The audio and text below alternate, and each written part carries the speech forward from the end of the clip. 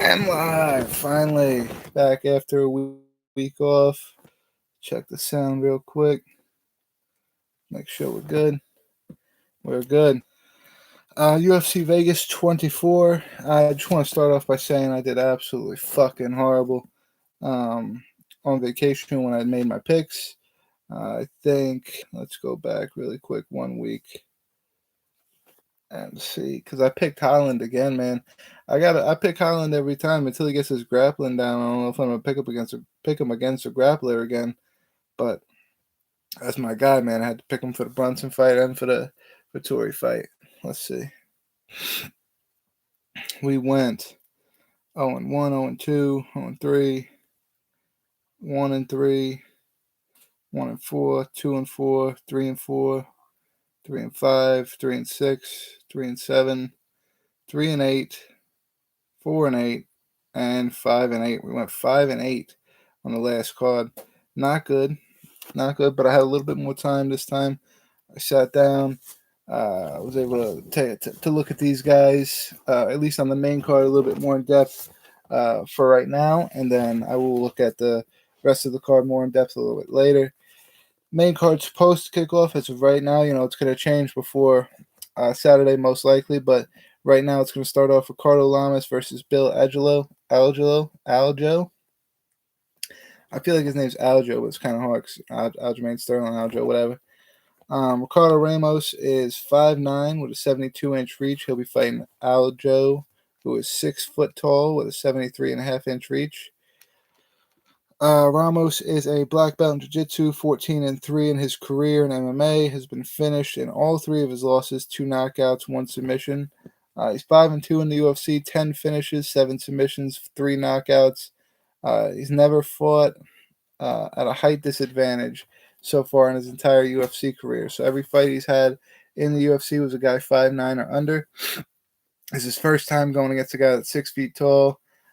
He's not a dominant striker. He's great on the ground if he can get the fight to the ground, but giving up a size advantage, you might be looking at a little bit disadvantage of taking Aljo to the ground here. Aljo's 1-1 in the UFC. He's got a decision loss to Ricardo Ramos in his debut, and then decision win over Spike Carlyle most recently. 3 out of his 4 losses, so his other 3 losses, go to Brandon Lagrange, Jared Gordon, and Shane Burgos, all 3 high-level guys at the featherweight division. So he's fighting all top-level guys before he gets to the UFC.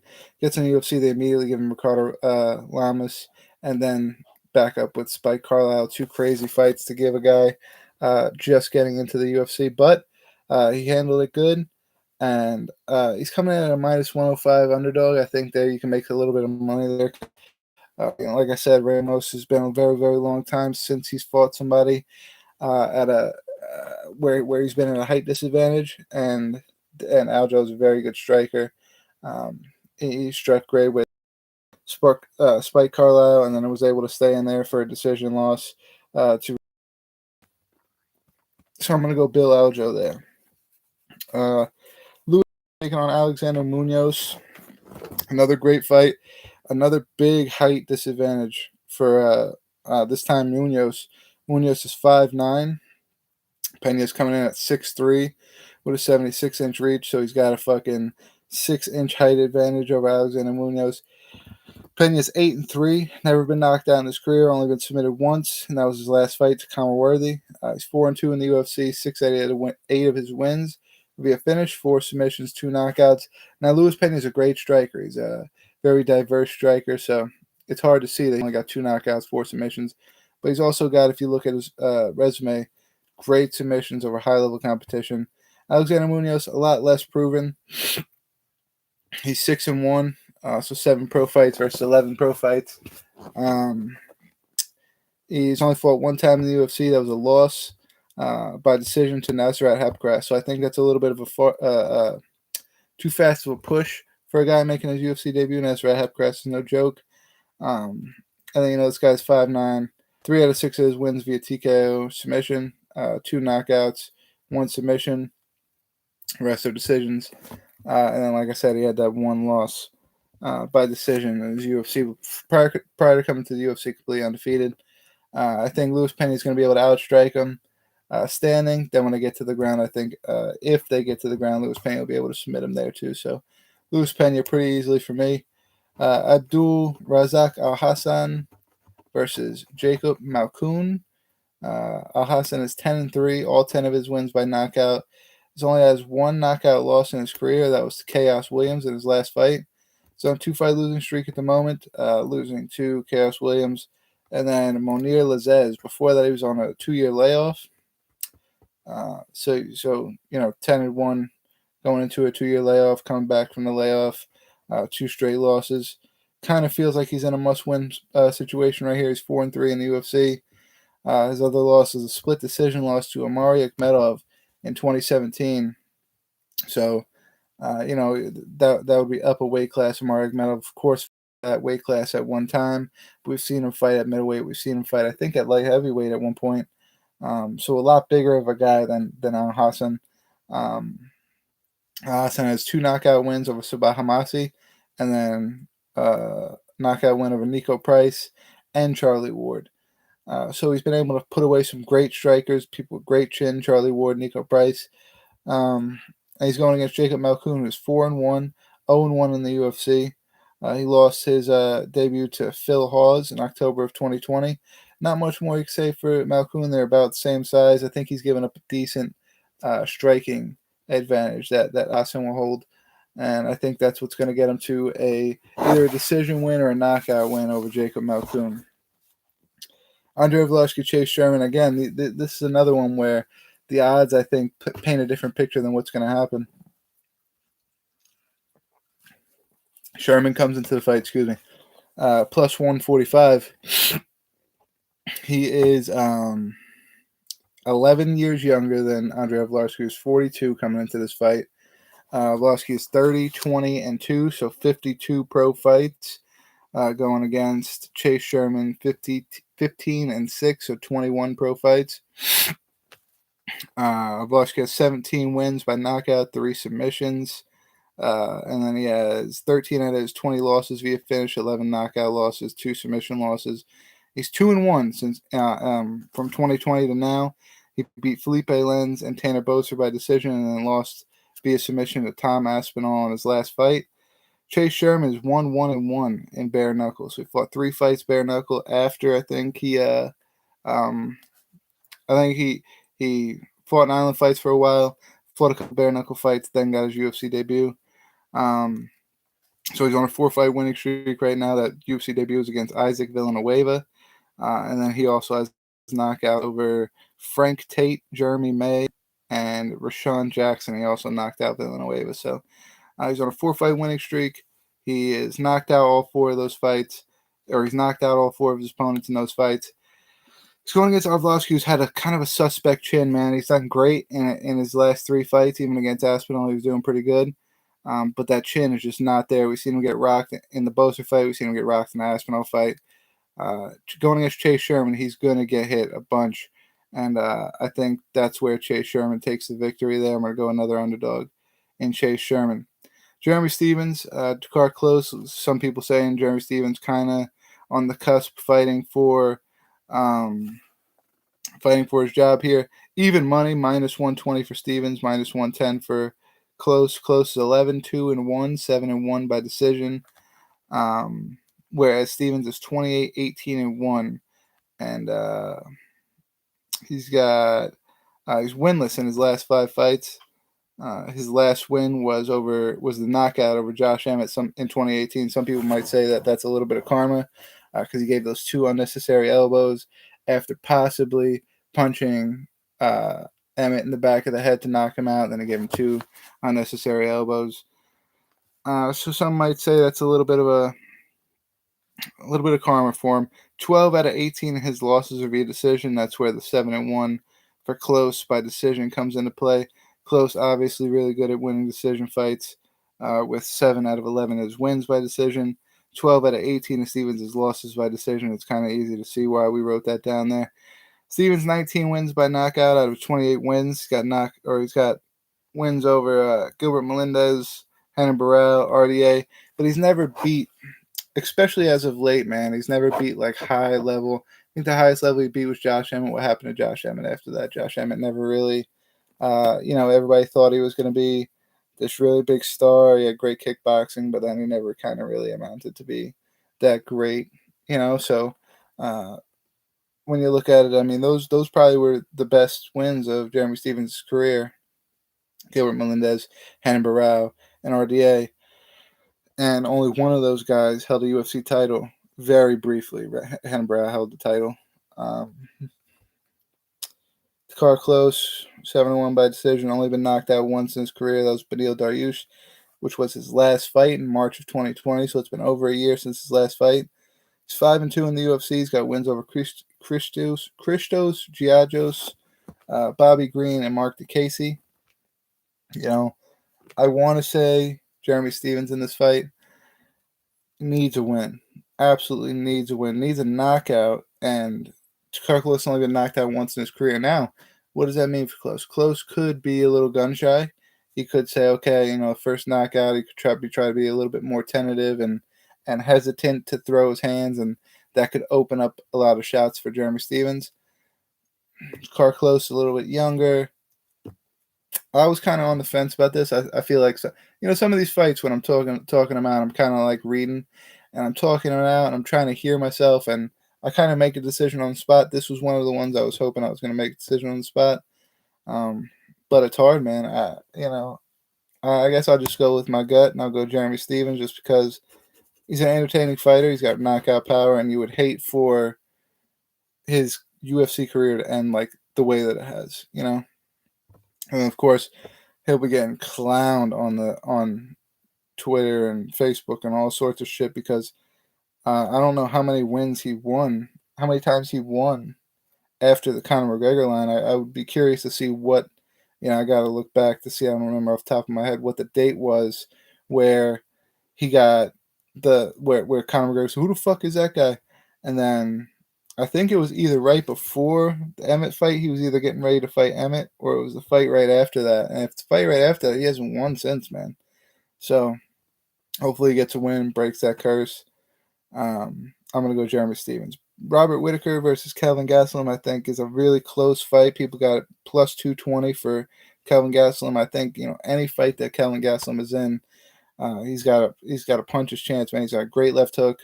He, short, stocky. He's got great takedowns, great takedown defense. Robert Whittaker, though, he's going to hold a 3-inch height and a 1.5-inch reach advantage over Gastelum. 22-5 in his career, 2-0 since losing his title to Israel Adesanya. He's got a decision win over Darren Till and then Jared Cannonier as well.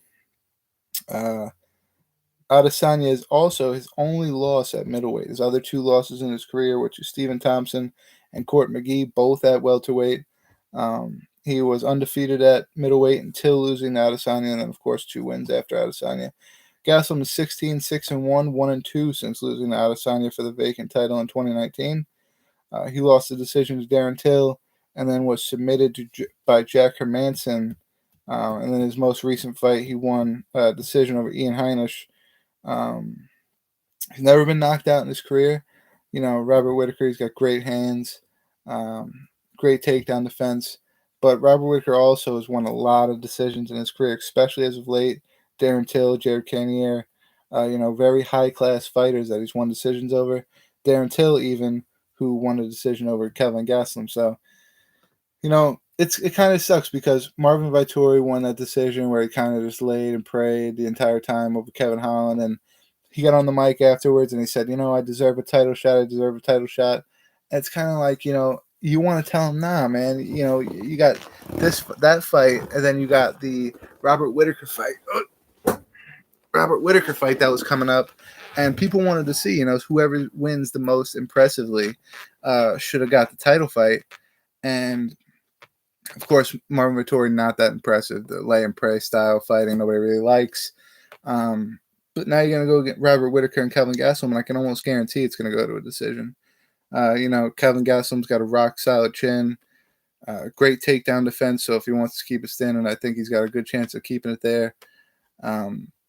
It's going to be a battle. It's going to be a battle back and forth. I got to go, size advantage, favorite, 2-fight winning streak. I'm going to go Robert Whittaker on that one.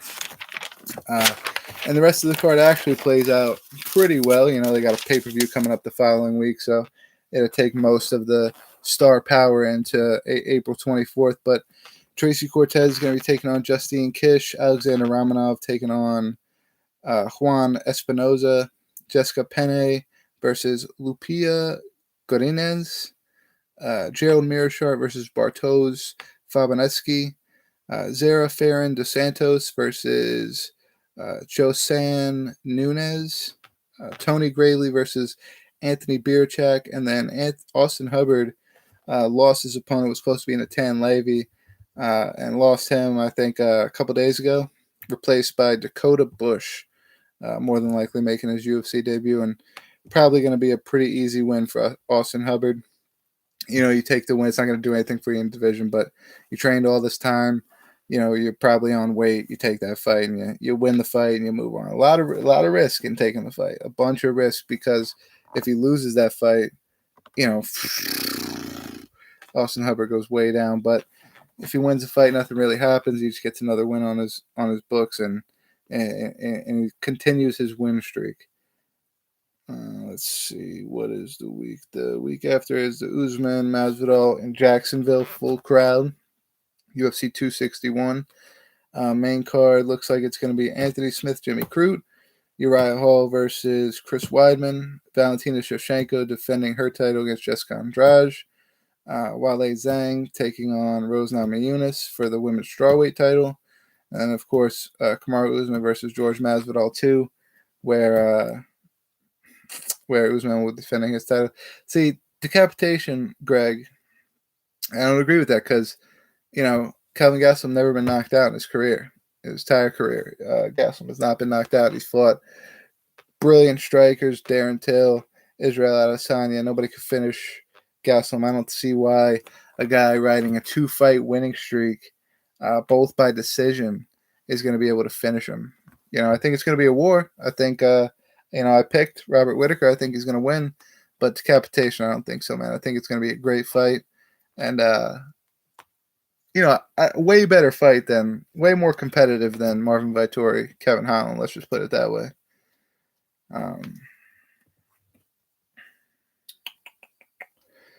This is cool, man. I don't know if you guys are going to be able to see this, and I can't look because it's going to be blocking the camera, but I think for the first time ever, UFC 261 is going to have UFC 261 has 5 fights on the early prelims. All of them new, obviously really new to the UFC, because none of them have Wikipedia pages. And I'm trying to, boom, all 5, none of them with Wikipedia pages. Then you go up, even the first fight of the preliminary card, Tristan Connolly versus Patrick Sabini, also no Wikipedia pages. So, a bunch of newcomers at UFC 261. Even the preliminary card's pretty fire. Alex Oliveira, Randy Brown, Brandon Allen, Carl Robertson is going to be a great kickboxing match. Brandon Allen's got great jiu-jitsu, though. Yeah, I think so, too, man. And I'm Italian, so, I mean, I should be rooting for Marvin Vettori, but he's just such a fucking big mouth, not big mouth, because I like Kevin Holland, he talks shit, but maybe it's just that he's cringeworthy. He's not that good at talking shit. He thinks he deserves a title shot. He thinks he beat Adesanya when he obviously lost. I'm with you, man. I don't really like him either. I don't think he's getting knocked out, because I think he's got a great chin. So I think even if, Adesanya fought Yoel Romero, whoever the fuck you want him to fight, I don't think they're going to finish him, because he's got a great chin. He's got the ability to take you down when he gets hurt, because he's got great takedowns and wrestling. But I would like to see that too. I'm not gonna lie. I like to see Marvin Vettori get finished, and hopefully, ideal situation is Robert Whittaker wins this fight, or even Kelvin Gastelum wins this fight. They get the title shot, and then Darren Till gets to fight Marvin Vettori, because I think Darren Till has a good chance of finishing Marvin Vettori. Darren Till has amazing takedown defense and great wide stance and power left hand. Darren Till's got a really good chance of beating Vettori. So I agree, though. I'm a big I think so too. The Costa, I think Costa is probably out of everybody not named Adesanya. Costa is probably the worst matchup for Marvin Vettori right now. So that's why he wants the title shot so bad, man. He wants to at least get the title before he's got to fight Costa and Whittaker and Gaslin and Till and all these guys, because those are all really hard fights for him. But Costa definitely, by far, the hardest one for. Nah, man, I don't. He said, "Do you think Costa was truly drunk?" I don't think any of those guys that say like, "Oh, I was drunk," or I had just smoked, or it's all fucking. It's all bullshit because they ashamed that they lost and they want to bring up excuse. I think maybe he got drunk the night before or like the day before, but the day of, I don't think he was drinking or doing it. It's one of the biggest fights of your entire career. Why are you gonna do anything to jeopardize it? Why you even driving to the arena? Somebody else is gonna be driving. You ain't doing nothing. Biggest fight of your career, you're not doing anything to make it harder on yourself to win that fight. You're going to try to put yourself in the best position you possibly can to win that fight. So, yeah, but still, I mean, regardless of the time, yeah, I mean, I could see that. Matter of fact, fighting at 5 a.m., I could see fought with a hangover because, maybe he thought, oh, the fight's at 5 a.m. He got like a day drunk or something the day before and then, tried to sleep it off and didn't sleep enough and then woke up and was still a little hungover. And, I could see it, but doubt it. Even that, even it being that close, I doubt it. I doubt that, and he's got his head coach is the same guy, the head coach for Henry Cejudo. They play no games over there. They don't fucking. He probably don't allow his fighters to be doing no bullshit like that. Fucking hours before the event, fucking day before the event, night before the event. He's probably fucking strict lockdown. It's COVID, so they all, if they're in the same room or if they're down the hall from each other or wherever they're at, they're locked in the room. I'm sure fucking puts himself in the room with the fighter. Insomnia, got drunk to sleep well, didn't sleep well. Maybe. I mean, like you said, man, it's possible. He did seem a little bit off, like he didn't fight his best fight in that fight. But still, if I couldn't sleep, all right, I just take it how I would do it. If I had a fight the next morning and I couldn't sleep, I'd rather not sleep and be tired in the fight than try to drink. Which, first of all, who drinks to go to sleep? You fucking smoke to go to sleep or something like that. But I would never drink to try to fall asleep because I don't know, I'm not a fucking idiot, and I know that you get drunk and it's gonna last way longer than however many hours you're trying to sleep. Especially if you're drinking that close to like the fight's at 5 a.m. and you're doing it the night before. That's fucking stupid. All right, I'll put it like this: I don't think he did, but if he did, he's probably one of the stupidest people in the UFC right now. Like as far as like brain capacity and common sense and shit like that. I think he's got to be, if he really did do that because he wanted to sleep well a couple hours before he was supposed to go to sleep, he's one of the stupidest people on the roster, 100%. And I don't mean it in a disrespectful way. I'm just meaning like just common sense not to do that. You can't sleep, take a fucking Ambien or just stay awake or smoke or fucking take CBD or something, man, but not drink. It's fucking the stupidest thing I've ever heard. It's like saying like I wanted to go to sleep, so I took cocaine. Like, good luck, retard. You know what I mean? What the fuck? I mean, I don't know, man. Anything is possible, but no, I don't even think so. He got embarrassed, regardless of what the. All right, go look at John Jones. John Jones said he fucking beat Daniel Cormier after a week of fucking doing blow and drinking in fucking Vegas and shit like that. He still beat him. Still beat one of the best in the world. He don't deserve a rematch for that. He got embarrassed. He got fucked up. And he ain't won since then, I don't think. Excuse me. I would have to look, but I'm pretty sure Paulo Costa has not even fought since he lost. Yeah, he hasn't fought since September 2020 when he lost to Adesanya. He fought horrible, man. And also, not that hard of a coming up in the UFC to get to Adesanya. Dude beat in all knockouts except for Romero. But Garth McClellan is fucking 13-7, and Garth McClellan is 13-7, and prior to fighting Paulo Costa was on a 2-fight losing streak to Magnus Kallenbad and Alessio Di Chirico. So, fucking Garth McClellan, Owali Bangabusi, who is 6-4 and was fucking 1-2 in the UFC before fighting Costa, only beating Daniel Safaran. All right. Then he beat Johnny Hendricks, who was fucking 10 times smaller than him and only moved up in weight because he stopped taking TRT and he couldn't make fucking welterweight anymore. So Johnny Hendricks, Uriah Hall, okay, you got a legit one there. Uriah Hall's fucking, he's a beast. Yoel Romero, but by decision, he didn't finish Yoel Romero. Then he gets to Adesanya. I mean, I think that's pushing him way, way, way. Uriah Hall and Romero was enough to get him to Israel Adesanya. You know what Adesanya had to go through to get to Robert Whittaker the first time? That's insane that you just said that. Adesanya, to get to Robert Whittaker, went through Marvin Vittori, which that was, 3 years ago? So you imagine how crazy fucking Marvin Vittori is running through the division right now. Brad Tavares, great wrestler. Vittori, wrestler. Tavares, wrestler. Derek Brunson, by knockout, wrestler again. So he had to fight 3 wrestlers because they knew he was a dominant striker.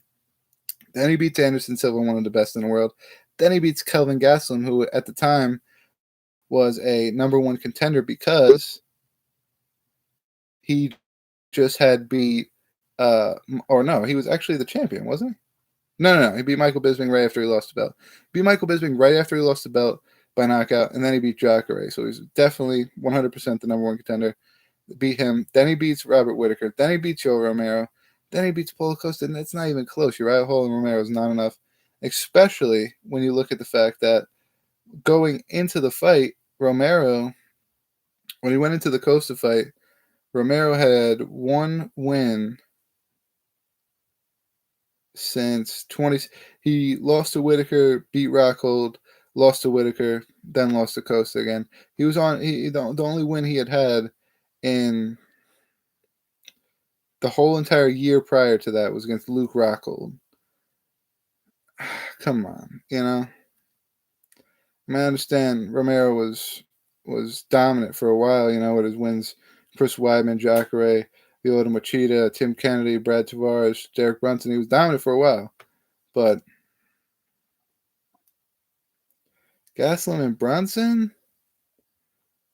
Nah, dude, his whole I mean, you gotta think about Marvin Vittori right now. You know, I mean, like, yeah, it was 2018, but like Vittori lost status on it, and he was kind of like they were whatever.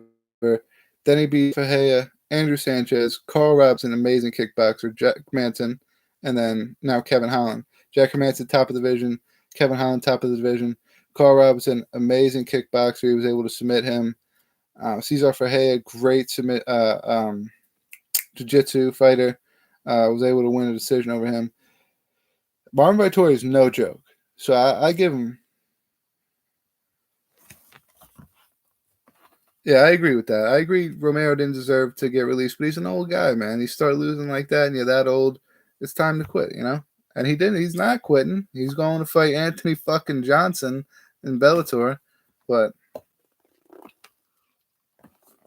I agree that Romero needs kind of a break, but to say Adesanya is only tough wins going into the Whittaker fight were against Gastelum and Brunson are a little off, man, because Brad Tavares at the time, too, on top of, you know, Marvin Vittori is a crazy hard fight for anybody, but Going into the Israel Adesanya fight, Brad Tavares was on a 4-fight winning streak, with his only loss, or he had 3 losses before that in the UFC. Yoel Romero, Tim Bosch, and Robert Whittaker. He also had wins against Nate Marquardt, Carl Magliais, Elias Theodorou, Dallas Latis, and then Christoph Jatko, who's on a fucking tear right now. Then he lost to Adesanya, Shabazian, and now he's even beaten Antonio Carlos Jr. In January. So Tavares, I wouldn't sleep on Tavares either. Tavares is a great up-and-comer as well. And he was able to beat Vittori, Tavares, Brunson. I'll give you Silva because that was like a gimme fight.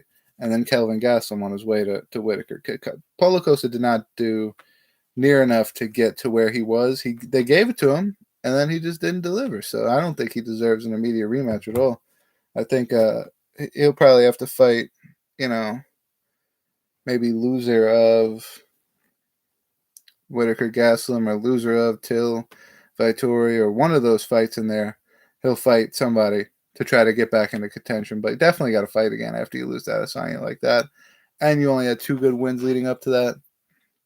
100% say he's got to fight somebody again. But yo, I'm 30 in.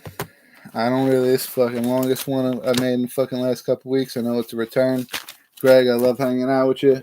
I love your crazy takes. I think you said something about McGregor up here beats Ngannou to claim heavyweight title this summer. You're insane. McGregor's a pussy too. McGregor fucking used all that hype talking about he was going to donate to some charity and then never donated because he's a fucking bitch, yeah. And no reason not to donate either. Dude's net worth is probably like within double-digit millions. He's not going to fucking donate $500,000 to kids, Scumbag. And then lies about it and says, I'm going to do it, I'm going to do it, I'm going to do it, and doesn't do it. But McGregor loses to Poirier if he comes back. If he doesn't want to fight Poirier and wants to be a little girl about it, he will lose to Gaethje. If he wants to be a girl about that and doesn't want to fight that, they're going to give him Diego Sanchez. And I think Diego Sanchez has got a good chance of taking McGregor down. If he takes McGregor down, long night for McGregor. Imagine McGregor says, fuck you, Dustin, I'm not fighting you. Fuck you, Justin Gaethje, I'm not going to fight you either because I'm too scared. I'm going to fight Diego Sanchez. And then Diego Sanchez beats him, McGregor's gone. Don't nobody give a fuck about McGregor no more. If you turn down Justin, and then fight Diego and lose, you're gone. You're out. You might as well go to boxing. Nobody's gonna give a fuck about you in MMA anymore. Greg, you seem like you love McGregor. You are not gonna be a McGregor fan anymore if he does that fucking pussy move and then loses to Diego Sanchez. You're not gonna like that guy.